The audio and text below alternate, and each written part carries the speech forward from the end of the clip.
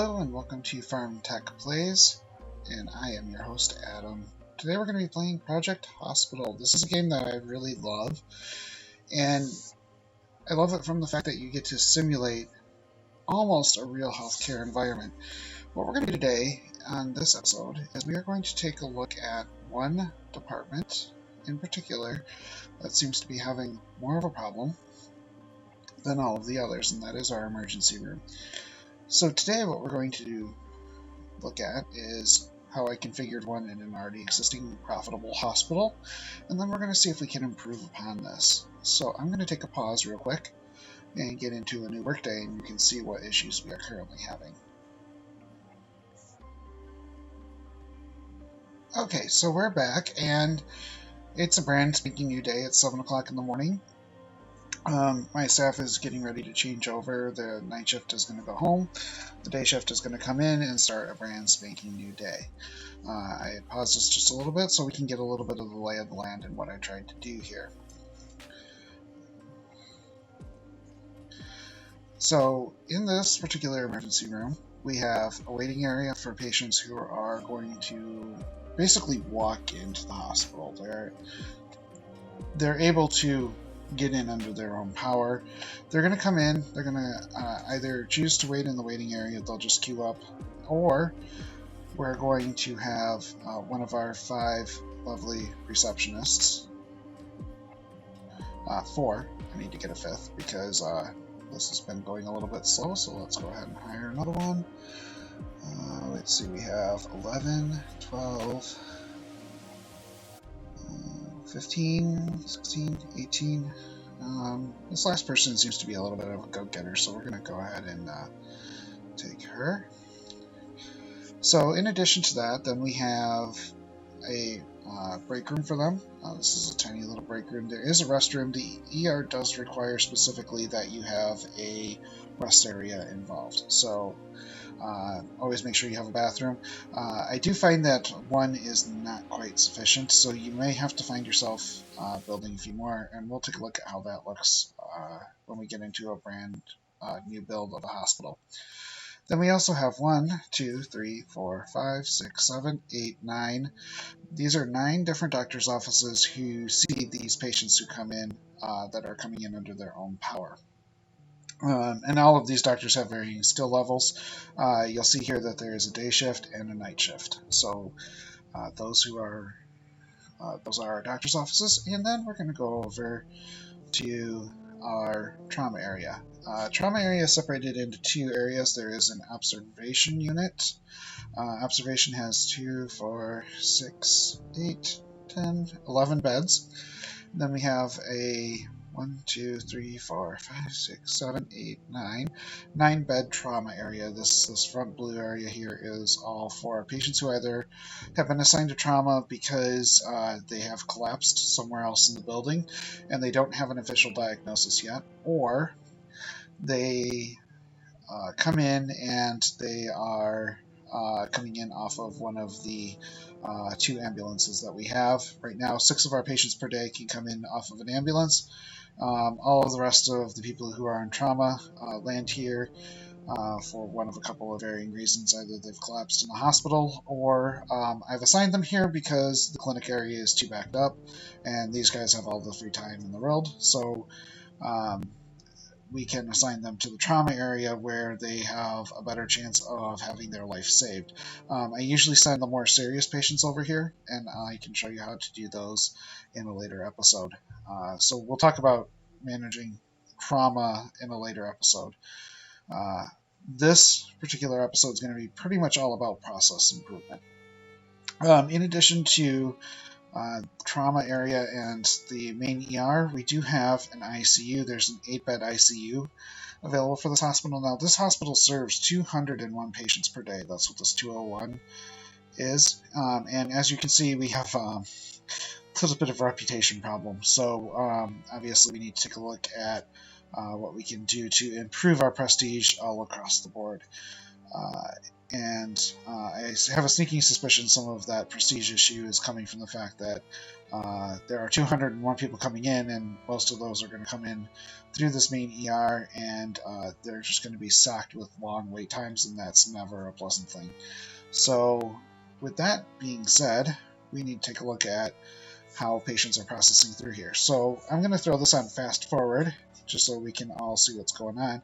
What you're going to find real fast is that this room here is going to fill up with people in pretty quick fashion, and then they are just going to struggle to get out of this department. There are a couple of other issues that are going on with this hospital in addition to the ER that is causing a very, very long wait time. And as we go through future episodes, we are going to take a look at those. So let's take a look at how this hospital is functioning today.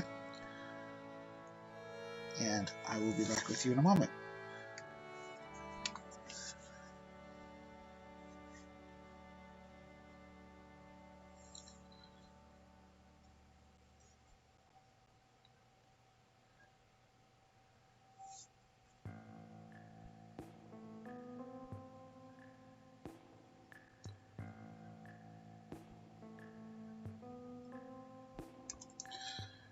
Okay, so here is problem number one. People who are queuing up for ER reception. This is a reception area right here. So these nurses are just not getting through those patients as fast as they should, or what ends up happening is these guys will end up queuing up because the person the game believes is at the front of the line may still have just been spawned way over here. So they are going to wait for a person who's walking in from over here to come all the way up and around the building and inside the building.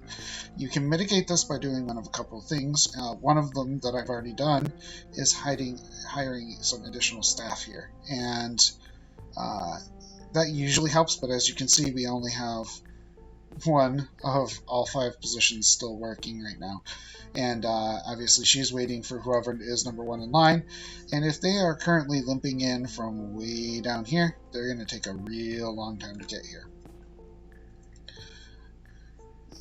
They can also come into the hospital, and sometimes to get into the hospital faster they will actually come in the wrong entrance. Now I had intended them to come in this entrance over here.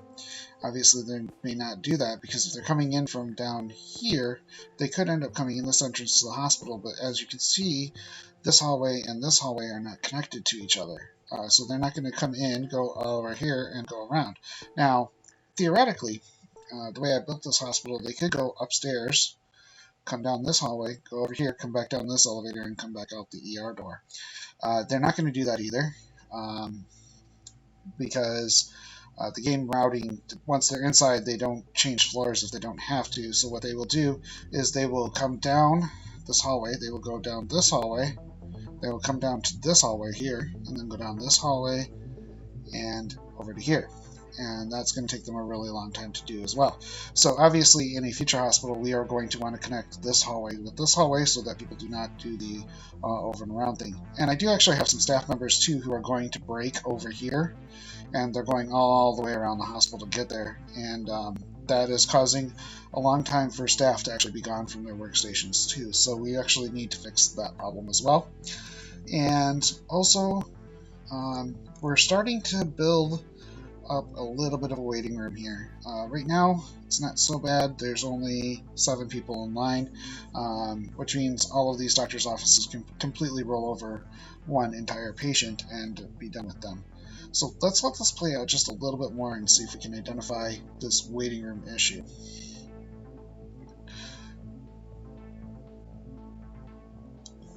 So as the day progresses, more and more patients are just going to flood into the hospital. Still not getting these guys checked in. They've been here almost an entire hour and they haven't been checked in yet. That's a problem. Check-in is not a very long process.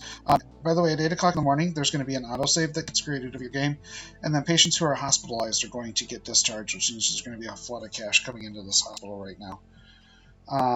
Okay, so now they're getting taken care of, and as you can see, this process doesn't take very long. So they're just in, they get asked a quick question, they get a quick symptom, and they're through. And here comes another flood of patients. Here they come. Oops, we got another one on the ground here. Oh, and it looks like the doctor's attending to her. So they're going to bring her in, get her taken care of. Got an ambulance coming in.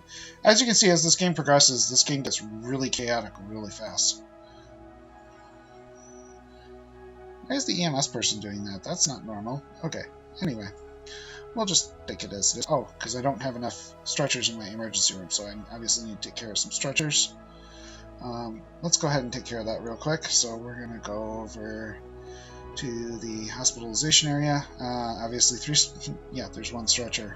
Yeah, that's going to work. So, do we have some places we can hide a few more? Oh, yeah, we can tuck a couple in here, tuck a couple in over here. So let's go ahead and get those stretchers out.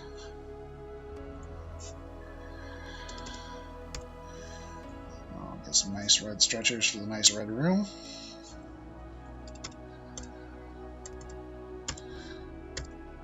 Yeah, we'll park 4 right here. 1, 2, 3, 4. Alright, that should calm down that not enough stretchers. That's why the EMS person was actually taking my patient over to the trauma area. Oh, one other place that can sometimes be a pain point, I can't talk today apparently, is going to be the pharmacy. And this is our pharmacy right here. Currently, patients do have to go outside to come back into the pharmacy. They do go to this pharmacy quite regularly. In fact, this pharmacy actually cleared 10 grand yesterday, which is a significant part of my operating budget. So, obviously, it's a room I can't live without, but it's also a room you don't want people waiting in because they will. This is the last thing that they create their opinion of your hospital on, and the longer you make them wait here, the less they view favorably upon your hospital. And here comes the other ambulance back, or did it just take off? I think it just took off. So you'll hear the siren from your ambulance for a little while. And here's that backup I was talking about. So all of our patients seem to come in pretty much between that 8 and 10 o'clock hour, and then they'll sit here because now we have 33 patients waiting for the ER. And that's going to take quite a time for all of these doctors to just cycle through all of those patients. Now, if those 33 already have a diagnosis attached to them, we can certainly just get them in, get them diagnosed, get them treated, and get them back out. Some of what you may need to do with this 33 patients is find out who's already got a diagnosis and get them into the right place. So Legionnaire's disease, for example, cannot be treated in this department, so we're going to ship her off to infectious disease. Malaria, same story, we can't treat her here, so obviously we'll ship him off to infectious disease. Interstitial nephritis, we can treat here, so we'll go ahead and treat that here. We have cholangitis, and what I'm looking at specifically is down here, what treatments do these people need to have made? Okay, so she is hospitalized, and I should have actually looked at that first to make sure that she has the bed icon next to her name. This tells me that she is actually sitting in a trauma center and can get her IV antibiotics, and hopefully we can get her fever down, get her some vitamins so that she's a little bit more nourished, and then kick her out of the hospital and get her on with her day. So we can certainly take care of her without having to do a lot of extra work. So we've gone from 33 now to 31 patients who are stuck in the ER. So now we need to try to figure out how fast we can kick some of these patients out. Okay, so deep wound on leg, deep wound on foot. That person's going to get some stitches. And then it looks like this person's about ready to clear their room. He's getting ready to go up to the lab, although he has either kidney stones or interstitial nephritis, so we're going to send him to general surgery. I know that because I can see right here, kidney stones is treated by general surgery, and so is interstitial nephritis, so general surgery will be his new department.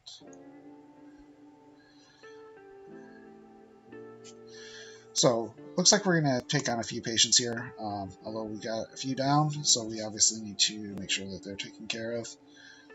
Oh, I had somebody else die, so obviously we need to get them taken care of from an autopsy standpoint so I can take a look at all of those hidden symptoms we didn't catch. Oh, another monitored patient. Where is she? Judy Scott, where are you? Oh, you're my cholangitis patient. Okay, you're going to end up in the ICU because you actually had a diagnosis. Here's my ambulance. Bringing in yet another patient. And this is one of the other problems I have. My lab is a little slow on the uptake, so I obviously need to address that as well.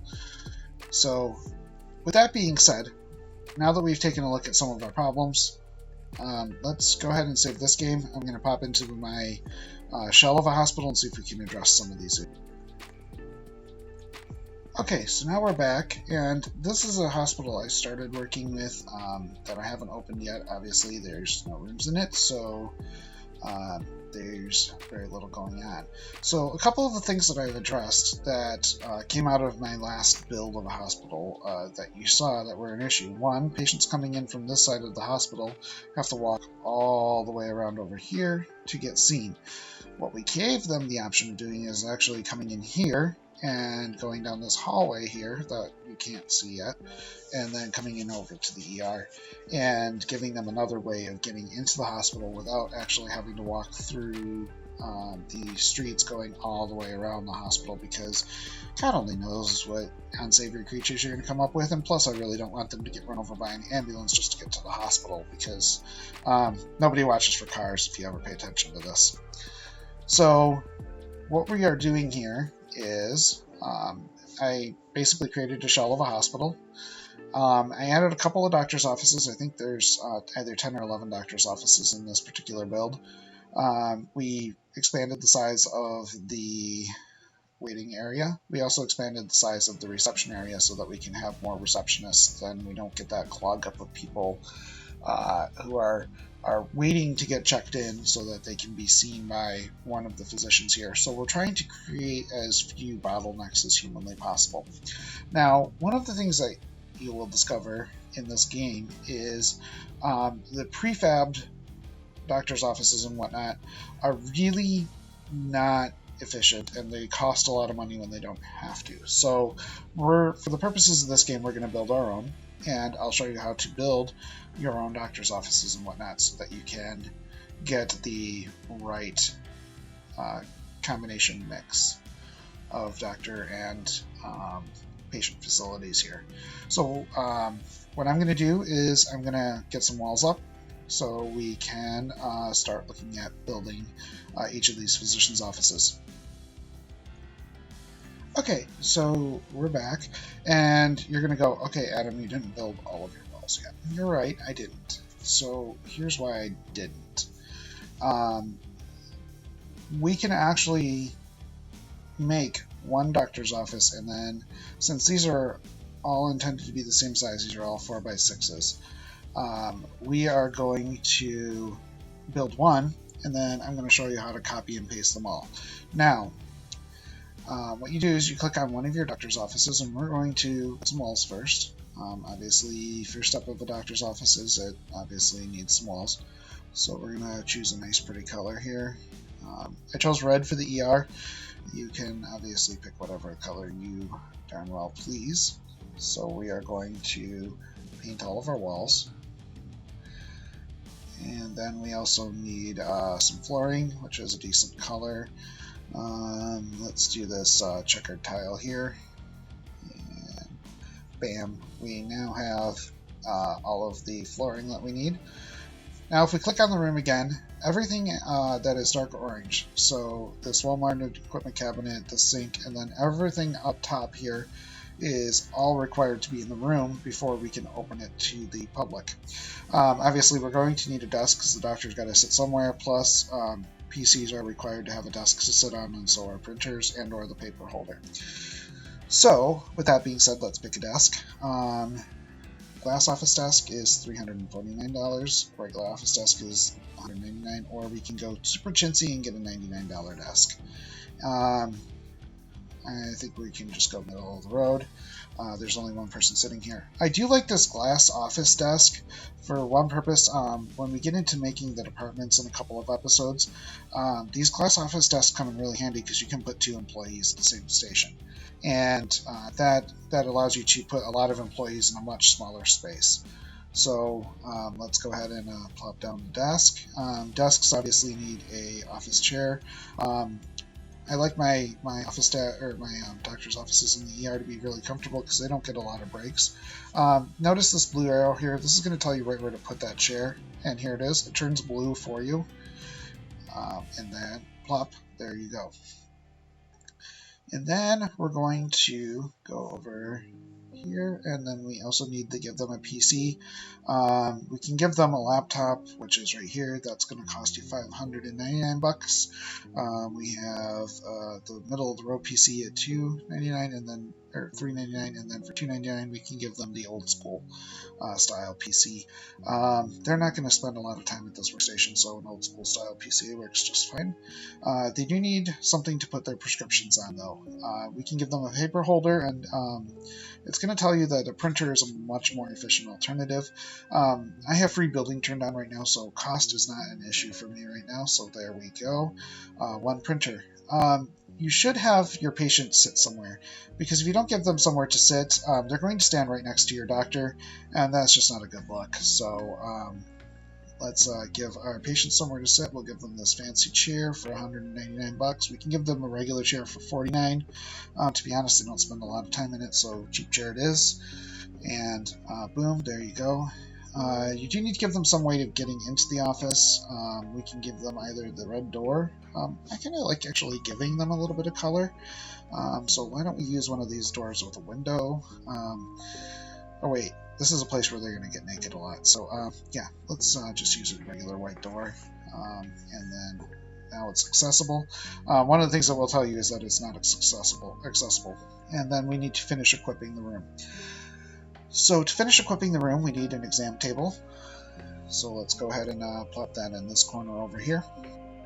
And then they need an exam light because you would like to see what you're doing. This exam light here is going to take up space on the floor. And quite frankly, I think it looks chintzy. So that's only $199 though. I can get a ceiling mounted one for $399. Again, cost not an issue here, so we'll just plop down and get the good light, and then it tells you right where to put it, so we'll plop it down. You do need to do an eye test from time to time, so we will throw an eye test in this corner. And what I'm trying to really do here is reduce the number of steps the doctor takes in terms of performing their procedures. You need a biohazard bin. You can use either one of these. This one's $79, this one is $59. Really doesn't make a difference, it's just there. And then you'll also need this disinfectant. You can alternatively fill that gap with a sink, but if you fill it with a sink, the doctor's got to take 6 steps to get to that sink at a bare minimum, because what they're going to do is take 3 steps out of that, go back into this square, come over 1 square, and then come back to the sink. It takes them 6 steps to do that. All of you out there who are Lean Six Sigma people, and if you know what Lean Six Sigma is, that's fine, but they're basically process improvement specialists, and they would tell you that those 6 steps are completely unnecessary. I completely agree with them. I also forgo these tall cabinets in favor of these smaller ones. They just need to be there. They don't need to be anything special, so we're just going to plop a few of those down. And then on top of those, we need to put an audiometer and the CRP scanner. So we will go ahead and plop those on. And we'll make those nice and accessible for the doctor. There are a couple of nice-to-haves in here. They don't have to be there. You can use an equipment table for these 2 tests that go up on the top. I just prefer to use the cabinetry because you're going to need the cabinetry anyway. The doctor won't have to take too many extra steps, and quite frankly, it's just as easy for them to use. So the last couple of things that we need are this chartboard. This chartboard's a nice-to-have. It's not required for the room confirmed function, but it's really nice to have because it gives the doctor some place to go to do differential diagnoses. And differential diagnoses for the non-medical field are basically a place where the doctor can take a look at their notes and go over their notes and then try to come up with a solution for the doctor. It's just a lot better than the doctor standing in front of the patient looking like they're thinking, and then obviously the patient's probably staring at the doctor looking like they're completely stupid. Also not a good look. So one last thing I like to put in doctors' offices are these bookshelves and bookcases, and the reason being is doctors will file their reports, and it's just really nice for them to have some reference material. Again, not a requirement for the room, obviously something that's really nice to have. You could put some privacy screens in here, not a requirement for the room either, nor do they actually have any function other than strictly decor. Now, once you have a room just as you like it, and I like this room just the way it is, everything the doctor needs is all in one line. Everything that they need when they're not doing things to a patient is all in one side of the room. So, while it doesn't look very symmetrical and looks really sparse right now, this is actually the way it's intended to be. I'm just going to throw up some cabinetry just to make it look nice. Again, not a requirement, but really nice just to make it look like a complete room. Now, once you have one room that you like, we can basically duplicate it into all of these other rooms. So let's go ahead and do that. What you do is you go into where all of the prefabs are, and down here is an add prefab. So we're just going to click on that to copy it. We're going to take our mouse, drag it down, and then it's going to pick everything up out of that room and allow us to copy it on down. So we'll just create a doctor's office here, and another one there, and another one there. You'll notice I pre-planned all of these spaces so that I can just go right on down the line, plop in these doctor's offices right where they need to be, and I also know exactly how my floor plan will lay out for every patient.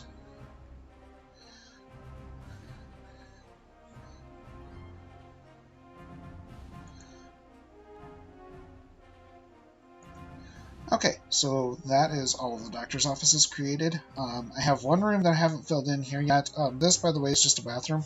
Make sure if you're in the ER area specifically, you have lots of bathrooms to choose from.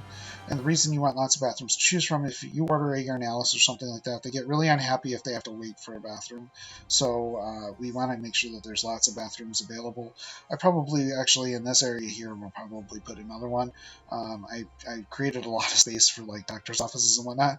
No bathrooms. And if people get up out of the observation area to go to the bathroom, it just ties these bathrooms up so that patients do not have access to them.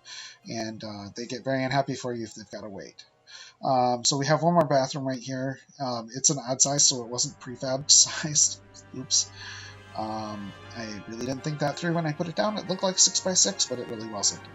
We're going to put a door on each side of this so that patients can get in and out. So there's door on one side, door on the other. Then I'm going to plop in a few walls. So we're going to put a wall here. And you'll see what I'm doing with these walls in a second.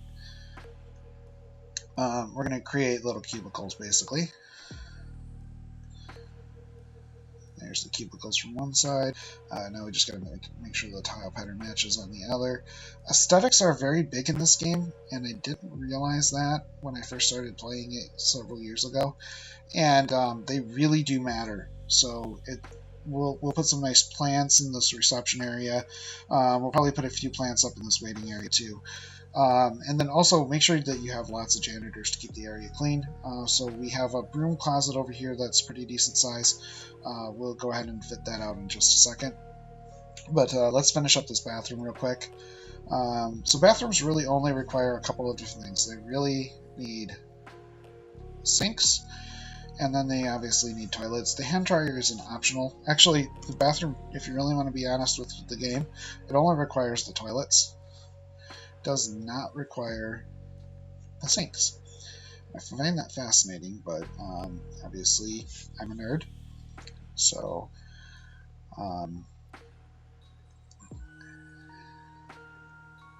not afraid to admit that. Okay, so now we have a fully accessible bathroom. They can come in here. There's space for 5 patients or doctors or whoever to fill that space. So let's create some nicer tile for these hallways because patients prefer to have some aesthetics. I do put color-coded stripes next to the room so I know which department's which. So these reds are obviously ER, and that'll tell me exactly where I am. And you'll find this actually in a lot of hospitals. You don't realize it's there until you really look for it. Hospitals actually do have some design features in it, and airports do this too, where you can tell where to go by the flooring in the area, and it will tell you where you want to be. It basically guides you through the building. So what this tells you is here in the ER. Red means ER, or red means blood, blood means ER. So we're going to do that same maneuver out here in this hallway. Oops, I'll fix that in a minute. I'm going to put some stuff in there anyway.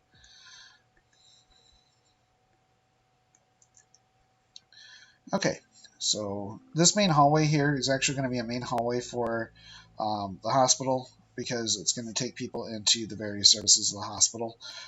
So here we have radiology, we have a general surgery ward here. We also have a professional building. And what I thought I would do with this particular design layout for this hospital is we're going to create basically an ER and an ancillary services unit with this building right here. This wing over here is going to be our professional building, and if you see a lot of hospitals in the United States now, a lot of their outpatients doctors' offices are in these areas, like a special wing of the hospital, or they just might be an adjacent building to the hospital that's connected to the hospital. In fact, the hospital that I particularly have my doctor's office and whatnot through here in the United States has this setup where the professional services are one building, and then it's connected to the hospital through a hallway that you can come up into the cafeteria essentially of the main hospital, and then if you need to be seen by the ER or something like that, your doctor sends you to the ER, you can walk straight across the building and you're in the ER. I kind of shortened that walk so that I don't have to walk all the way around the building to get there in this particular hospital build. So we're going to shorten that walk by this little connector here. As you can see, we did fit this little hallway out with an elevator so that they can go up to the lab area. And you guys are going to look at this library and go, why the heck did he build this so big? We'll get that into that the next episode. And then I also realized I only put 2 of the labs in, not all 3 of them. So I will fix that. And this is why you want to pre-plan it. You might accidentally build an entire room that you didn't intend to design, and that's never fun. So we always want to be mindful that we have all of the buildings or rooms that a particular department requires. So I'm going to throw in the tiling for these 2 rooms so that I know how to separate them out. Let's go back to this waiting area. So one of the problems I had in the outset was reception was an issue. I just couldn't get enough people in and out of reception. So we're going to build a slightly larger reception area. The one I had was went all the way up the side of this wall, and what was separated was the receptionists could all get into the area, but what I wanted to do was prevent the patients from walking into the reception area and obviously strangling my nurses who are not waiting on them fast enough. I also wanted to give them a back area where all of those files were that they would be typically using on their patients, and maybe a little coffee area. So I actually had a larger reception area than was shown on that screen, and it wasn't blatantly obvious, and it didn't work very well. So obviously that needed to be fixed. So we will go ahead and plop in a reception area. Usually this would be behind a wall so that people obviously can't come in and just go right up to reception and get in. Although recently when I was in the ER, I noticed that you can go right up to a window now and get seen in some ERs. So we're just going to fit out ER real quick. We'll give them a few extra reception areas so that we can handle all of those extra patients. And we'll give them some nice comfy chairs because that's a hard job. Getting yelled at and screamed at is never pleasant. So obviously we want to give them a nice little area to work in. We'll probably put some plants back here so that there's a nice environment. A nice environment modifier placed on the ER. And then a couple of little seating areas.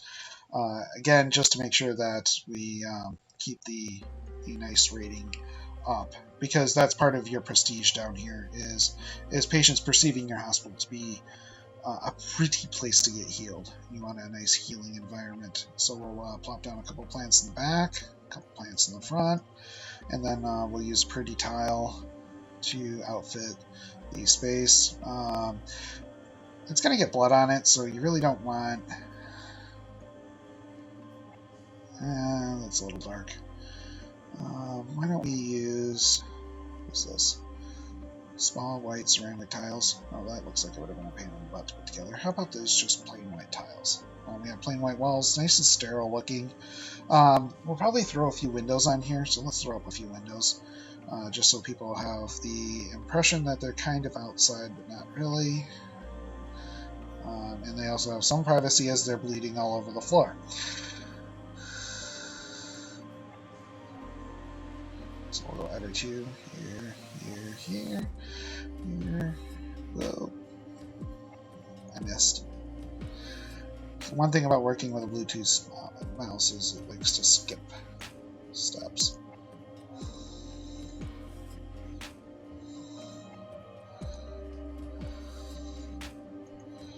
Okay, so now let's. I'm just going to continue this white floor right into the waiting area, just because it looks nice.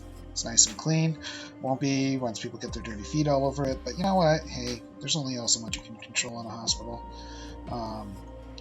So we want to put this queuing machine in, and the reason you want to put the queuing machine in is if you do not put a queuing machine in, Dr. Ray over here is going to literally walk all the way down here, down to the store, stand by the door, call their patient, and then walk all the way back.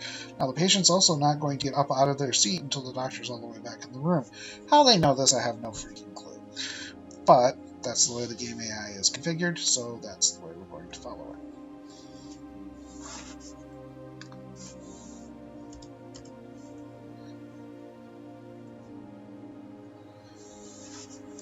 And because we're putting in that queuing machine, when you hover over the queuing machine, it's going to tell you that you need the info TV, and the info TV likewise is going to tell you you need a queuing machine.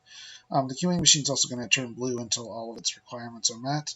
So we're going to put up at least one of these info TVs. We'll just make it 2 for good measure. Patients are going to get thirsty, and it's nicer for them. They will wait longer if you put down ways of them to get food. So we will go ahead and get food for them. They also complain about getting bored. So let's give them a reason not to complain about how long they're waiting. So we'll throw a non-standard room option in here in the form of a bookcase. You could throw up a TV too if you wanted, just to keep the peace with your patients.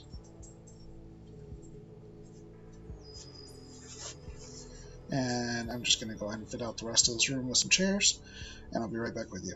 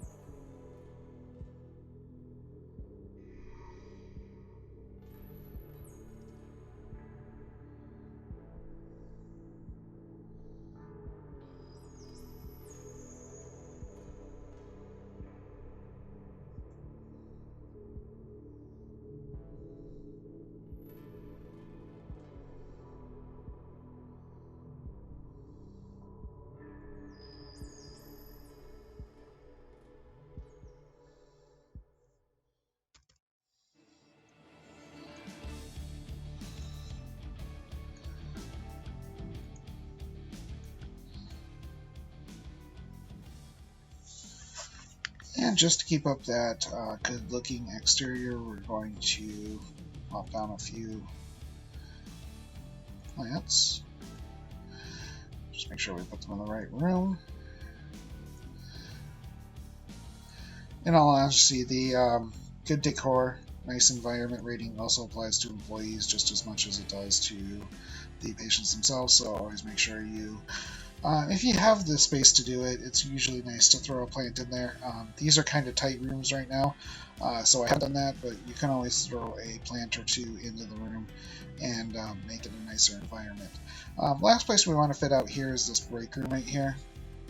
We'll give them a nice single glass door to come in on, and give them some nice wood paneling and wood floors. So we'll just go ahead and throw up some wood paneling. Looks good. And then we want to give them some good wood flooring.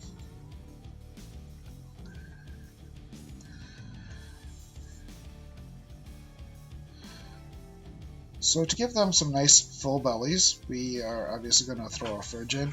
Now, before hospital services, the fridge was the only option for people to get food from. We do have a cafeteria that we're on the second floor that we're going to eventually build. That's not in this particular layout, but since we want them to go to break as close to their workspace as we can, we'll have the cafeteria bring some food down to them. And then we need two pieces of cabinetry. These two pieces of cabinetry, one is going to house a sink, and the other one is going to house a coffee machine. And I like to put the bigger coffee machine in here. It looks nicer, it looks cooler, and quite frankly, your staff will thank you for having the coffee.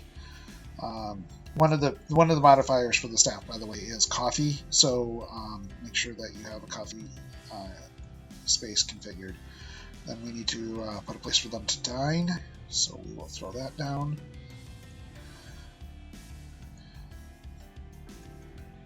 Takes 4 chairs. We'll grab this one wood chair that I errantly threw out. Wrong space. Get rid of that. We also do need a sofa. We'll throw it this direction. Grab a coffee table.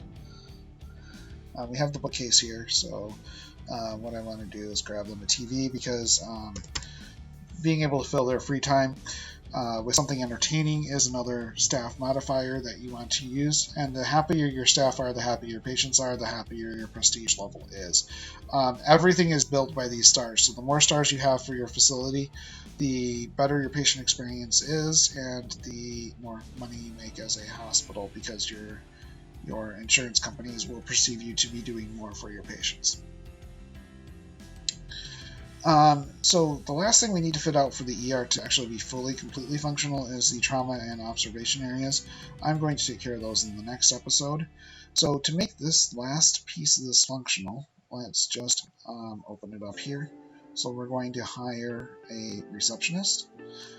Receptionists, by the way, are technically optional, but they do have a triage function. So if they get triaged at reception, for example, they get put in the right priority over here so that you see your more critical patients first. So that is one way to improve your wait times and to improve how your patients perceive your hospital in terms of how it functions. I just need to raise this up a little bit so I can see what's going on here. So we have 12, 16, 31, here's one good one, and so she likes to work in the day. I'm sorry, this is John. John likes to work in the day, and he has clean feet, no other hidden personality features. So those are two good personalities in a receptionist, so we will take John. And then we're going to keep this open overnight. One of the patient dissatisfiers is if you do not leave the clinic open 24 hours and there's someone there when you close. They don't like the fact that they may still be there. So then we have 12. We have a 43 up here, but this is going to cost us 282 bucks in order to hire this particular nurse specialist. But really good patient care, really good receptionist skills. So they're more likely to triage a patient in the right order. So we'll take Peter as well. For your first doctors, I do not recommend going out and getting interns, because they are not going to know how to do everything. And quite frankly, you want the experience of a good a good senior physician. So let's go ahead and hire these.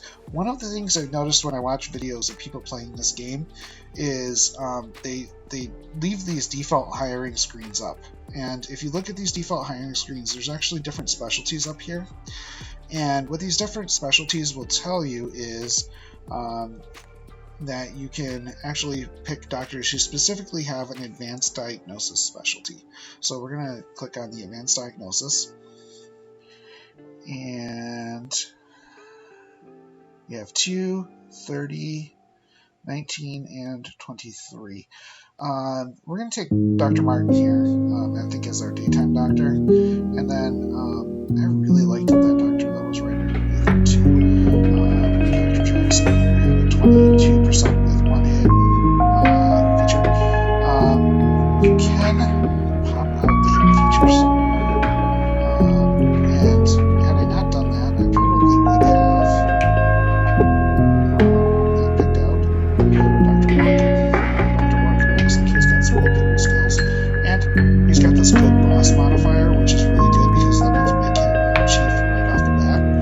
So let's go ahead and hire him, and let's make him chief doctor because he's already got really good on the list. And that, by the way, is another way to improve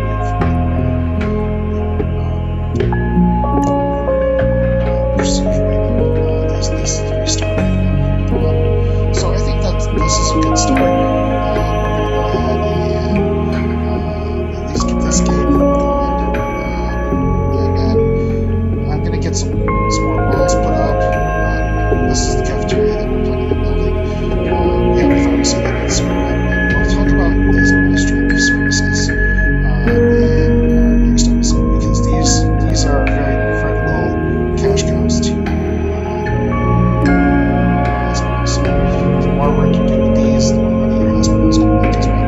So next time around, we're going to take a look at these administrative services. We're going to fit out hospitalization over here, and then we're also going to take a look at the labs because those are going to be the next areas that we need to develop. So with that, I will see you next time. Thank you for watching Pharm Tech Plays. If you like this video, please take a moment to like and subscribe to this video. If you have any comments for me about my gameplay or you'd like to see something in the future, please leave that in the comments and I will respond to it. Thank you.